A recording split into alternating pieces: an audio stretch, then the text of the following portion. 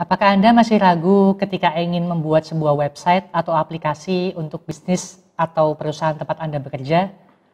Atau mungkin Anda sekarang sedang bingung dengan opsi-opsi yang bisa Anda pilih untuk mendigitalisasi bisnis Anda?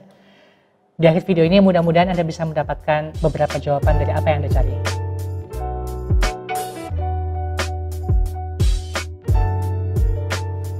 Halo, perkenalkan nama saya Dik Zaman, saya Direktur dan Co-Founder dari PT Badir Interaktif, sebuah perusahaan teknologi yang telah berpengalaman 10 tahun di bidang pengembangan website dan juga aplikasi mobile.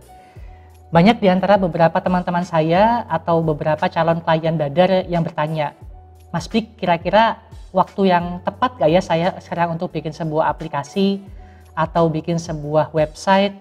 Apakah ini waktu yang tepat untuk saya mulai mendigitalisasi bisnis saya? Well, kalau saya jawab dengan jawaban-jawaban, oh iya tentu sangat penting sekali karena pertumbuhan internet di Indonesia sudah bla bla bla. Atau saya jawab dengan jawaban, wah ini saat yang sangat tepat karena penetrasi jumlah pengguna user Android dan iOS sangat tinggi dan bla bla bla. Membahas tentang ini membuat saya teringat dengan pesan dari guru-guru manajemen saya tentang definisi manajemen yang efektif dan efisien. Apa itu manajemen yang efektif? Singkatnya, tercapai tujuannya atau tercapai tujuan bisnisnya. Apakah itu profit, apakah itu revenue, apakah jumlah sales yang dituju, ataukah jumlah efisiensi yang ingin dihadapkan, semua adalah bentuk tujuan-tujuan yang efektif. Efisien singkatnya adalah bagaimana kita bisa mencapai sebuah tujuan-tujuan tadi dengan cost yang serendah-rendahnya, dengan waktu yang secepat-cepatnya. Sistem, baik itu website maupun aplikasi mobile, semua pasti dibuat karena dua tujuan tadi. Untuk bisa menyelesaikan permasalahan dengan efektif atau bisa menyelesaikan permasalahan dengan efisien. Contoh yang pertama, sebuah sistem ketika itu jadi dibuat, maka harus dilakukan secara manual kan ya. Dan itu sangat tidak mungkin untuk bisa dilakukan. Contoh, terakhir kami terlibat dalam sebuah proyek vaksinasi secara nasional. Coba kita bayangkan, bila ada 514 kota dan kabupaten, plus 10.000 lebih puskesmas melakukan vaksinasi. Kemudian stakeholder ingin mendapatkan informasi dengan cepat berapakah jumlah vaksinasi yang sudah dilakukan, berapakah jumlah vaksin yang baik, yang posisinya rusak, yang sudah terdistribusi, masing-masing berapa. Tentu akan sangat rumit bila dilakukan secara manual. Maka keberadaan sistem di sini atau aplikasi itu wajib ain harus ada dan harus dibuat untuk bisa memudahkan para petugas di lapangan. Ini yang saya maksud dengan penyelesaian permasalahan secara efektif. Atau mungkin case yang kedua, ketika kita ingin melakukan sesuatu yang sebenarnya sudah berjalan dengan baik, secara bisnis sudah jalan, sudah oke, tapi kita yakin ini masih bisa dilakukan secara lebih efisien. Contoh misalkan salah satu klien kami, sebuah startup di Jawa Tengah yang bergerak di bidang fashion.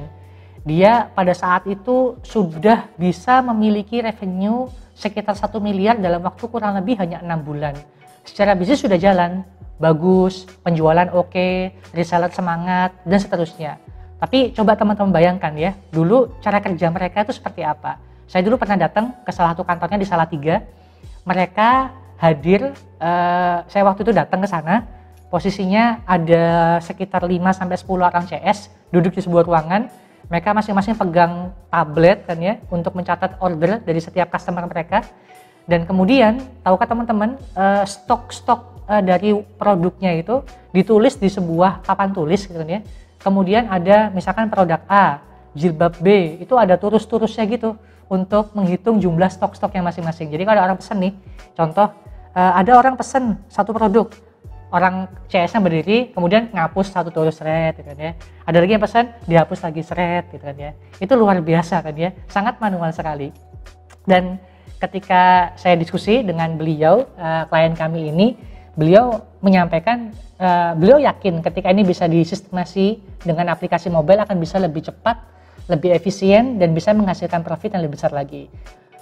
Saya pengen coba mengangkat bahwasanya kalau kita tanya apakah aplikasi ini atau bisnis tadi sudah efektif, sudah bagus, buktinya sudah bisa mengenerate profit sampai 1 miliar per bulan kan ya. Tapi apakah bisa lebih efisien lagi cara kerjanya? Tentu bisa kan ya. Apakah penjualannya masih bisa lebih naik lagi? Tentu sangat bisa kan ya.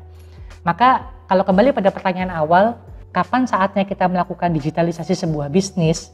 Maka jawabannya adalah, kalau menurut saya, ketika kita membutuhkan sebuah kebutuhan akan inovasi. Ketika kita mungkin melaksanakan pekerjaan kita sehari-hari, sudah mencoba berbagai macam cara, sudah melakukan berbagai macam metode, tapi kita masih belum bisa menyelesaikannya dengan baik, maka bisa jadi kita butuh inovasi agar pekerjaan kita bisa beres, permasalahan kita bisa selesai. Atau ketika apa yang kita kerjakan sebenarnya sudah oke, bisnis sudah jalan, tapi kita yakin ini masih bisa kita percepat, masih bisa kita buat lebih besar lagi profitnya, masih bisa kita tweak supaya bisa lebih efisien lagi cost-nya, maka mungkin kita butuh inovasi agar semua bisa berjalan secara efektif namun juga efisien. Oke, tenang rekan-rekan sekalian, saya tidak akan menutup video ini dengan jualan tentunya. Walaupun Badar adalah perusahaan yang bergerak dengan memiliki jasa pengembangan aplikasi mobile dan juga website, tapi kadang-kadang kami sendiri pun juga merasa kita masih terlalu pelit untuk melakukan inovasi kan ya. Karena jelas setiap kita melakukan inovasi pasti butuh cost yang harus kita keluarkan kan ya. Padahal sebenarnya mungkin butuh kan ya, karena memang kita masih punya beberapa permasalahan di aspek operasional yang terus kita hadapi. Saya akan menyampaikan, ketika kita ingin mendigitalisasi bisnis kita, tidak harus jawabannya kita harus membuat dari awal.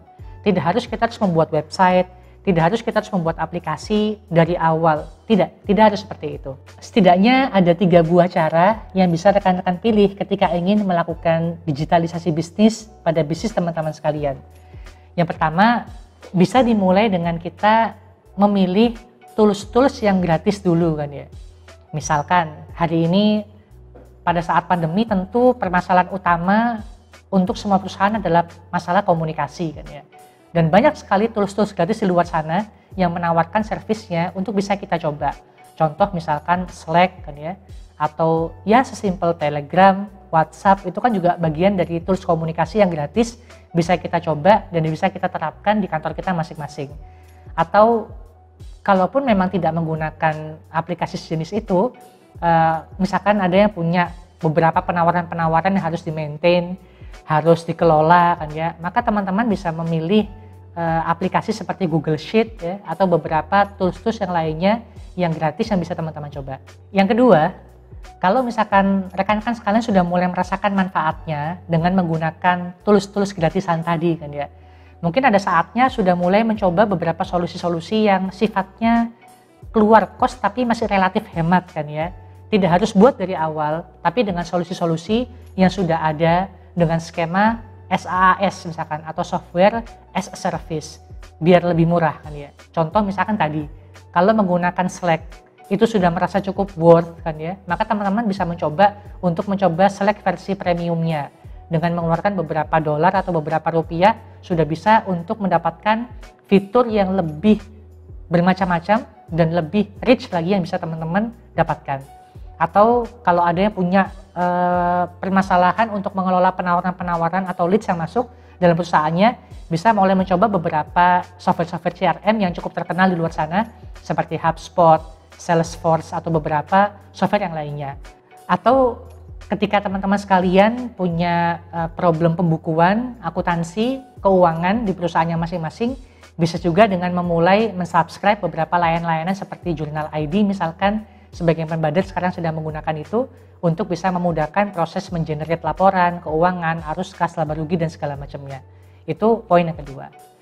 Nah, ketika sudah mulai nyaman, ketika sudah mulai merasa benefit-benefit yang didapatkan dari aplikasi-aplikasi berbayar tadi, dan ketika kita sudah mulai merasakan ada kebutuhan kustomisasi yang harus dilakukan dari website-website yang tadi, yang belum bisa memenuhi kebutuhan kita, nah mungkin baru masuk poin yang ketiga. Saatnya kita mulai untuk mengembangkan versi customize ala kita sesuai dengan kebutuhan kita. Nah, ini memang pilihan yang saran saya kita pilih ketika kita sudah cukup mature menggunakan apa-apa yang tadi sudah kita pakai. Kita sudah coba berbagai macam software yang berbayar, namun belum ada yang sesuai betul-betul fit dengan kebutuhan kita, maka mungkin disitulah saat kita harus mulai menginvestasikan sekian dana untuk kita bisa membuat versi customize sesuai dengan kebutuhan kita.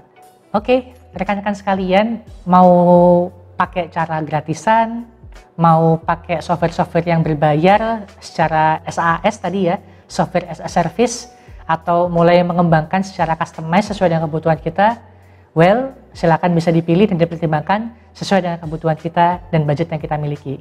Selamat memutuskan. Terima kasih. Assalamualaikum warahmatullahi wabarakatuh.